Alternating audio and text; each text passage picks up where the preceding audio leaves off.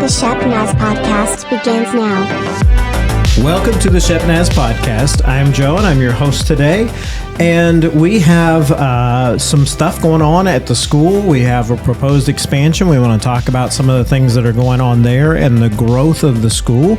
So in studio today, we have both Pastor Rob and Mike Fluhart. So I'm going to swing it over to Rob, and he's going to tell us where we're heading in this discussion. Great. Thank you, sir. It's good to be back. Actually, I don't feel like I've been on here for like a couple weeks. Yeah, I know you. Well, you were down in Logan for a little while. And I'm sure the listenership has grown since. The numbers have been exponential. Like, he's not on there. We'll start listening again.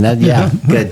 So, well, we're happy to have Mr. Fluhart with us today. Mr. Fluhart is the head of school for Shepherd Christian School and has been for 7 years. Yeah. And has just done an amazing job leading the school and into areas of growth. When I became the pastor of Shepherd back in 2015, we had 67 students at Shepherd Christian School. And Pastor Sam, who was the pastor before me, they had begun having conversations about maybe closing the school because it was a challenge to, make the ends meet and everything. Sure. And Sam said there's a parable he read in the Bible, and it made him feel like, he's going to give it one more year and digging around the roots and all that kind of stuff. So they did that, and then it began to grow. And we shared these numbers last week on Sunday, but in 2018 had 95 students, and then in 2023, after Mike had been here for a while, we had 240 students. Wow. And this coming school year, the 2024-2025 school year, we're thinking we'll land on about 310 students. Yes. It kind of goes up and down a little bit, but that's probably where we'll land. So, and you have kids on a waiting list for other grades that are full. It is. So we only have 2 grades, first and second grade, that we don't have waiting list. Wow. So 310 kids, and all grades have a waiting list except for 2. Yeah. Wow, that's amazing. So it is. We're super excited about what God is doing at the school. In the next episode, the next one tomorrow, we're going to talk about the proposed expansion of the school. But I thought for this episode, it might be good just to talk about the growth and why it's happened and how it's happened in a little bit. And so, Mike, give us a little summary about the school, what's going on over there, and how things are going. And I know it's summer right now, so the kids are. That's why you're able to be here. Yes. So you're not talking to kids or whatever. But give us a little update on the school and how it's going, how things are going, and what things are looking like for next year.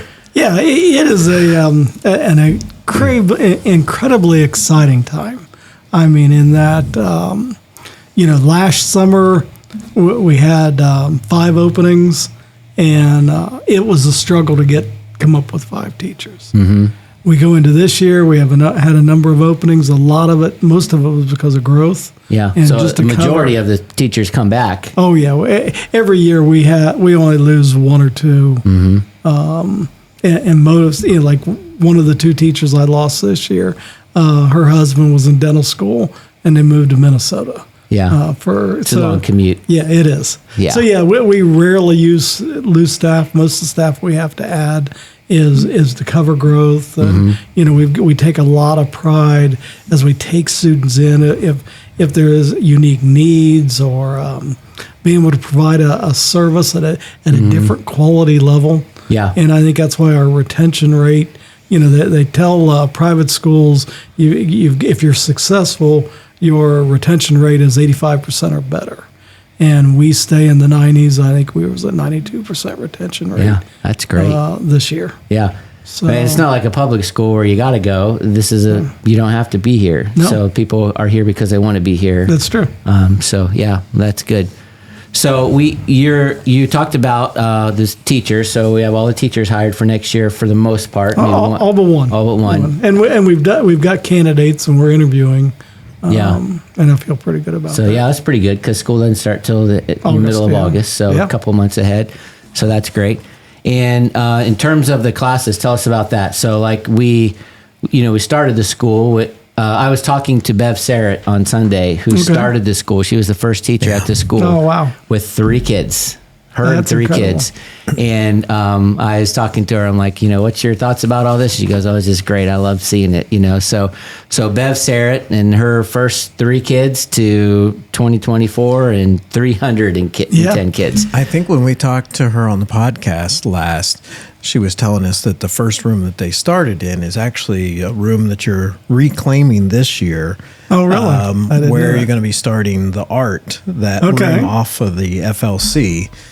Which for years and years was the youth lounge. But that was the start of Shepherd Christian, was that one room. Huh. Yeah. I didn't know that. That's interesting. Yeah, no, it's been an exciting journey, my period here.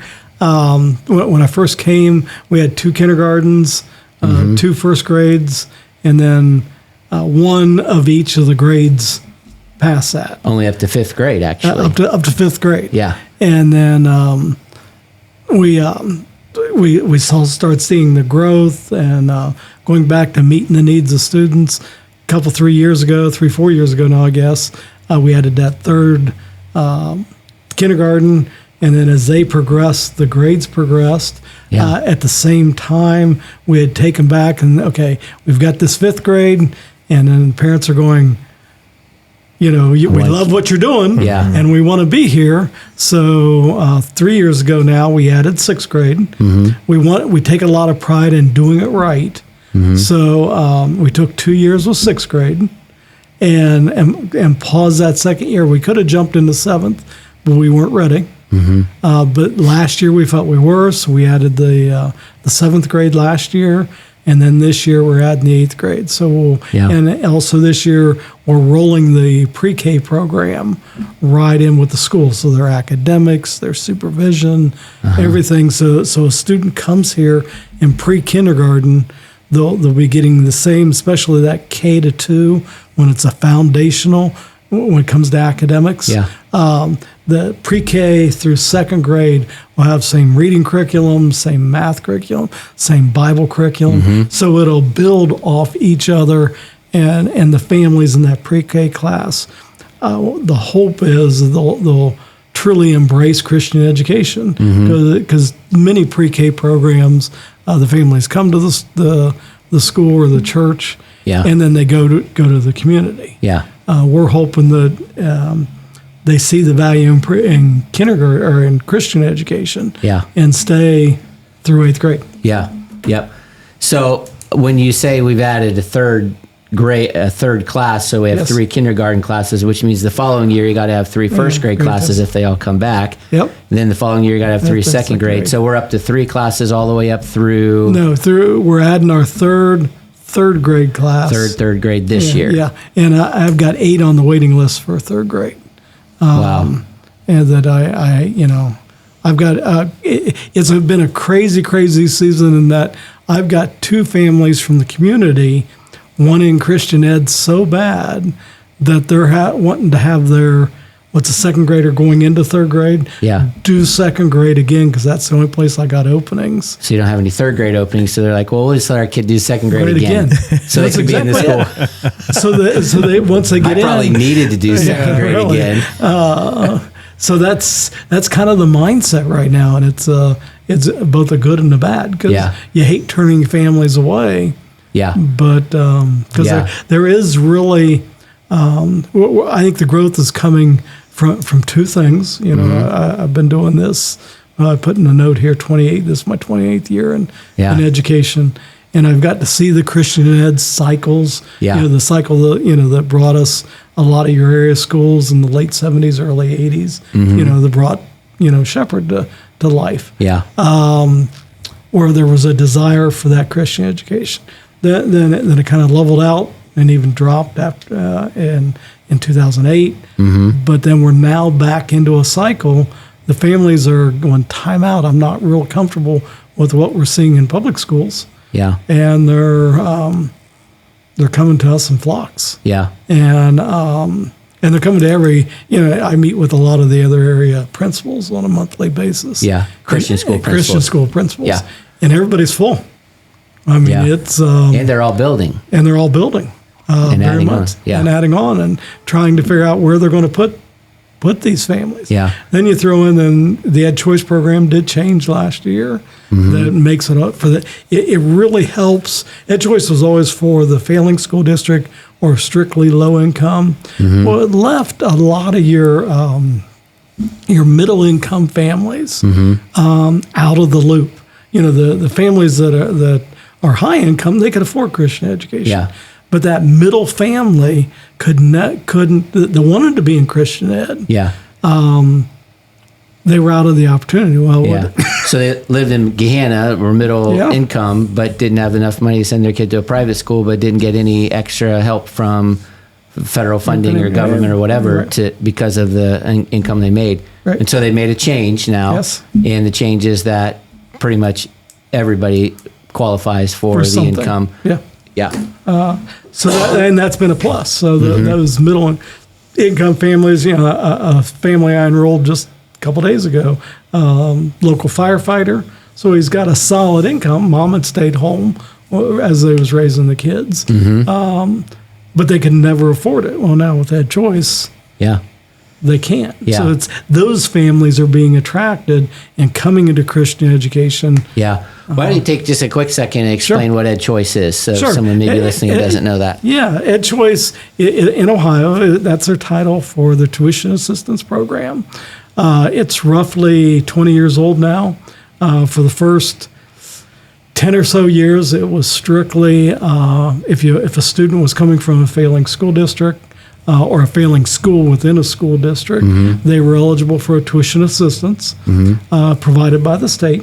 And then a few years ago, they changed it up where it could be either a failing school or a low-income family. And they deemed low-income as 200% of the poverty level. So So you can make twice what they said was the poverty level. right, which when at that rate, you're still looking, you know, a family of four, you know, it could make 50-some thousand at that point, 56,000, I think it Yeah. was. So that's still, you know, middle class, but lower Right. middle Sure. class. Yeah, that's middle income. And the big change for this last year was they raised that level from the 200% to 450%. Wow. So anybody making a good example, my son takes advantage of Ed Choice. He's got a family of five. They make roughly between the two of them 120-some thousand. But with family of five, you know, 120 anymore is Yeah. not. Especially if you want them to eat. Well, that's it. You know, 'Cause it really costs so much. so that makes it eligible Yeah. for that family making, like in his case, probably 120 was probably high, 110 between the two salaries. Yeah. Makes them able to afford Yeah. Christian education. And so what you're saying is that that's one of the driving factors in the growth of Christian schools is that people want that. They couldn't afford it before, but now they can afford it, or they get the assistance to do it, and they're making the choice to bring their kids to the Christian Right. school. Yeah. So, and we talked a little bit, I'm going to talk about this coming Sunday a little bit about some of the challenges that our kids are experiencing in public schools. And you talked about that being kind of a driving factor Right. in the growth as well. We were talking earlier about families that are calling and asking about certain things. Tell us a little bit about that. Well, there's some school districts, you know, have made the decision to make the girls' bathroom a unisex bathroom. So a middle school boy that says, you know, that either is truly struggling with his identity or maybe struggling with his identity can go into the girls' bathroom. Yeah. For one, I just heard a story in recent weeks where the little girl identified herself as a cat. So the school district put a kitty litter box outside her classroom door. I heard that story too. There's those type things, and the families are seeing it. And then you throw in some of the school material. I think the one that jumped out at me, there was a local family that the paper had something to the story that the father had lost his job, and the answers were go get us a new job, go get a second and a part-time job, and then there was like 5 answers, I forget. But the bottom answer was go on welfare. And that was the correct answer. And the family was going, no, time out. I'm a hardworking. I work 2 jobs if I have to. But yet my daughter's being taught the correct answer when you lose a job is to go on welfare. And that family really struggled with that mindset. Yeah. One of the things I think that we have really had to work hard on is clarifying where we stand as a church and as a school on, the areas of sexuality and sexual identity and just so many issues with that. And I was thinking how those were never thoughts that I had when I was in school. But the kids today are forced to deal with those things, and they have to say, well, when you refer to me with a pronoun, what pronoun do I want you to use? I mean, that was never a discussion I had in high school. It was just and kids today, morality has just been muddied for them. They have so many people who are authorities in their life telling them different things. It's no wonder that they are struggling with trying to figure out what is right and wrong when legitimate authorities in their life tell them different, contrasting things. So and you've had parents who call and say, where do you guys stand on these issues? And so those are things that are really important. So we definitely live in a different day and age than when the 3 of us went to school. And it's a challenge. And I'm thankful that the church, Shepherd Church of the Nazarene, has this school, Shepherd Church Christian School. And we really view the school as an extended ministry of the church. And we're grateful for that and for the opportunity. And you've done an amazing job leading, and we'll have you on here more in the leading up to school and all that kind of stuff. And but I think we'll wrap it up here. And in the next episode, we're going to talk about, with this growth has come the need to figure out where to put everybody. And we're out of room in the school that we've been using for 20 years. And so we'll talk the next episode about our plans for that. So thanks for joining us. Well, not only are we out of room in the school, we're out of time now for this episode. So we just encourage you to check in tomorrow. We're going to talk about the proposed expansion of Shepherd Christian School. Also, you can check out everything that's going on at the church by going to shepnaz.org. We encourage you to follow us on Facebook, Instagram, and YouTube. Do all those likes and subscribe so that you see all the content. For Pastor Rob and Mike, I'm Joe. Have a great day. This podcast is a production of the Shepherd Church of the Nazarene, Gahanna, Ohio. Email to podcast@shepnaz.org and let us know what you think.